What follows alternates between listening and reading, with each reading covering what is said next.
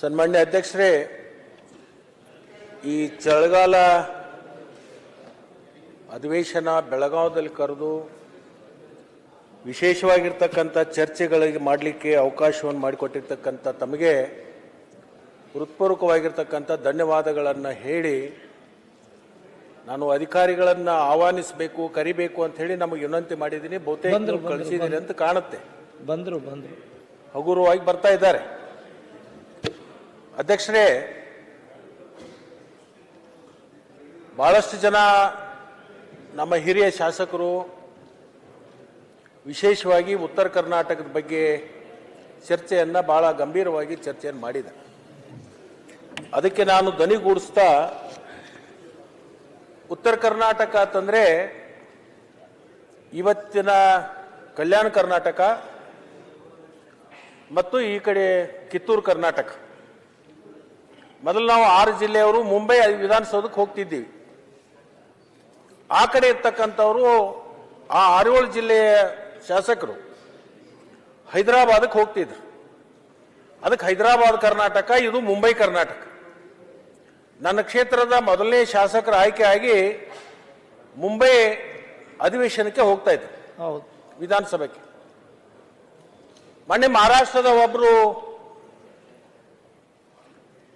ಮತಿಹೀನರು ಒಂದು ಸ್ಟೇಟ್ಮೆಂಟ್ ಮಾಡಿದರು,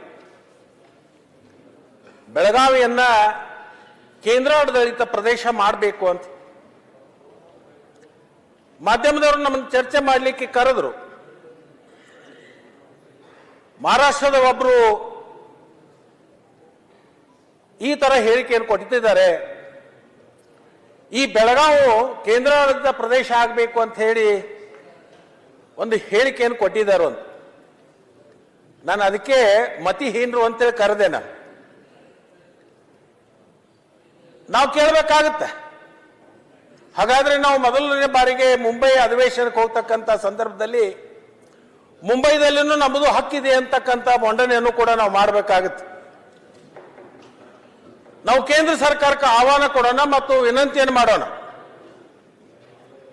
ಇವತ್ತೇನು ಬೆಳಗಾವಿಯನ್ನ ಕೇಂದ್ರಾಡಳಿತ ಪ್ರದೇಶ ಅಂತ ಹೇಳಿ ಮಾಡಬೇಕು ಅಂತ ಹೇಳಿ ಮಹಾರಾಷ್ಟ್ರದವರು ಹೇಳಿಕೆಯನ್ನು ಕೊಟ್ಟಿದ್ದಾರಲ್ಲ, ನಾವು ಕೇಂದ್ರ ಸರ್ಕಾರಕ್ಕೆ ಒಂದು ಪ್ರಸ್ತಾವನೆ ಕಳಿಸೋಣ. ಮುಂಬೈಯನ್ನ ಕರ್ನಾಟಕಕ್ಕೆ ಬಿಟ್ಟುಕೊಡಿ, ಬೆಳಗಾವನ್ನ ಮಹಾರಾಷ್ಟ್ರಕ್ಕೆ ತಗೊಳ್ಳಿ. ನಮ್ಮದು ಹಕ್ಕಿದೆ ಅಲ್ಲಿ. ನಮ್ಮ ಪೂರ್ವಜರು ಅಲ್ಲಿ ಹೋಗಿ ಆಡಳಿತ ಮಾಡಿದ್ದಾರೆ. ಆ ನ್ಯಾಯ ತೀರ್ಪು ಕೊನೆಗೊಳ್ಳುವವರೆಗೆ ಮುಂಬೈಯನ್ನ ಕೇಂದ್ರಾಡಳಿತ ಪ್ರದೇಶ ಮಾಡಬೇಕು ಅಂತ ಹೇಳಿ ನಮ್ಮ ಸರ್ಕಾರದಿಂದ ನಾವು ಕೇಂದ್ರ ಸರ್ಕಾರಕ್ಕೆ ಕಳಿಸುವಂತ ಒಂದು ವ್ಯವಸ್ಥೆ ಆಗಬೇಕು. ಇದನ್ನು ಬಹುತೇಕ ಎಲ್ಲಾ ಪಕ್ಷದ ಶಾಸಕರು ಒಪ್ತಾರು ಅಂತ ಹೇಳಿ ನಾನು ಭಾವಿಸ್ತೀನಿ. ಪಕ್ಷಾತೀತವಾಗಿ ಮಾಡಬೇಕಾಗುತ್ತೆ ಇದು. ಯಾಕಂತಂದ್ರೆ ಇದು ಬೆಳಗಾವ ಇವತ್ತು ಕರ್ನಾಟಕದ 2ನೇ ರಾಜಧಾನಿ ಅಂತ ಹೇಳಿ ನಾವೆಲ್ಲರೂ ಕೂಡ ಈಗ ಘೋಷಣೆ ಮಾಡ್ಕೊಂಡಿದ್ದೀವಿ. ಬೆಳಗಾವಿ ಕರ್ನಾಟಕದ ಅವಿಭಾಜ್ಯ ಅಂಗ ಅಂತ ಹೇಳಿ ನಾವು ಈಗಾಗಲೇ ಘೋಷಣೆ ಮಾಡಿದ್ದೀವಿ.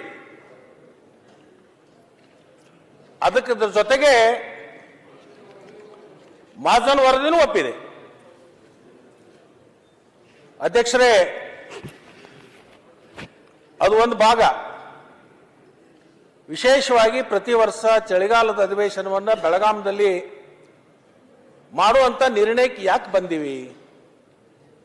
ಇಲ್ಲಿ ಸುವರ್ಣಸೌಧವನ್ನು ಯಾಕೆ ಕಟ್ಟಿದ್ದೀವಿ? ಸುವರ್ಣಸೌಧ ಕಟ್ಟಲಿಕ್ಕೆ ಕಾರಣ ಏನು? ಚಳಿಗಾಲ ಅಧಿವೇಶನೆಯಲ್ಲಿ ಕರೆದು ಇಲ್ಲಿ ಚರ್ಚೆ ಮಾಡಲಿಕ್ಕೆ ಏನು ಮೂಲ ಕಾರಣ? ಅನೇಕ ಜನ, ಉತ್ತರ ಕರ್ನಾಟಕದ ಅನೇಕ ಜನ ನಮಗೆ ತಾರತಮ್ಯ ಆಗ್ತಾ ಇದೆ. ಈ ತಾರತಮ್ಯವನ್ನ ಸರಿದೂಗ್ಲಿಕ್ಕೆ ಇಲ್ಲೊಂದು ಸುವರ್ಣಸೌಧ ಕಟ್ಟಬೇಕು, ಇಲ್ಲಿ ಪ್ರತಿ ವರ್ಷ ಒಂದು ಅಧಿವೇಶನ ನಡೆಸಬೇಕು, ಇಲ್ಲಿ ಈ ಭಾಗದಲ್ಲಿರ್ತಕ್ಕಂಥ ಅನೇಕ ಚರ್ಚೆಗಳನ್ನು, ಆ ಭಾಗದಲ್ಲಿರ್ತಕ್ಕಂಥ ಶಾಸಕರು ಇರ್ಬೋದು, ಈ ಭಾಗದಲ್ಲಿರ್ತಕ್ಕಂಥ ಶಾಸಕರು, ಈ ಭಾಗದ ಜನರ ಒಂದು ಕಲ್ಪನೆ, ತಾರತಮ್ಯ ಅಂತಕ್ಕಂಥ ಒಂದು ಏನು ನಮ್ಮ ತಲೆಯೊಳಗೆ ಇವತ್ತು ಮೂಡಿದೆ, ಅದನ್ನು ತೆಗೆದು ಹಾಕಲಿಕ್ಕೆ ಪಕ್ಷಾತೀತವಾಗಿ ನಾವೆಲ್ಲರೂ ಕೂಡ ಚರ್ಚೆಯನ್ನು ಮಾಡಿಕೊಂಡು ನಮ್ಮ ಪೂರ್ವಜರು ಏನು ಅಖಂಡ ಕರ್ನಾಟಕವನ್ನು ಕಟ್ಟಿರ್ತಕ್ಕಂಥದ್ದು ಇದೆಯಲ್ಲ ಇದು ಸಾವಿರಾರು ವರ್ಷಗಳ ಕಾಲ ಮುಂದೆ ಸಾಗಬೇಕು ಅಂತಕ್ಕಂಥ ಚಿಂತನೆಯನ್ನು ಇಟ್ಕೊಂಡು ನಾವು ಚರ್ಚೆಗಳನ್ನು ಇಲ್ಲಿ ಮಾಡಬೇಕಾಗುತ್ತೆ. ಅಧ್ಯಕ್ಷರೇ, ಸಮಯದ ಅಭಾವ ಇದೆ, ಅದು ನನಗೆ ಅರ್ಥ ಆಗ್ತಾ ಇದೆ. ನಾಳೆ ಮಧ್ಯಾಹ್ನಕ್ಕೆ ಮತ್ತೆ ನೀವು ಅನಿರ್ದಿಷ್ಟ ಕಾಲದವರೆಗೆ ಮುಂದೂಡ್ತೀರಿ. ಅಷ್ಟೊಳಗೆ ಇದನ್ನೆಲ್ಲ ನಾವು ಮಾಡಬೇಕು. ಇನ್ನು ಸರ್ಕಾರದ ಬಿಲ್ಗಳಿರ್ಬೋದು, ಅನೇಕ ಜನ ಶಾಸಕರು ಮಾತಾಡ್ತಕ್ಕಂಥ ಸಂದರ್ಭ ಇರ್ಬೋದು. ಸರ್ಕಾರದ ಉತ್ತರ ಕೊಡೋದಿದೆ, ಸರ್ಕಾರ ಉತ್ತರನೂ ಕೊಡಬೇಕು. ಹೌದು. ಹೆಚ್ಚಿನ ವಿಡಿಯೋಗಳಿಗೆ ಪ್ರತಿಧ್ವನಿ ಯೂಟ್ಯೂಬ್ ಚಾನೆಲ್ ಸಬ್ಸ್ಕ್ರೈಬ್ ಮಾಡಿ, ಬೆಲ್ ಐಕಾನ್ ಕ್ಲಿಕ್ ಮಾಡಿ.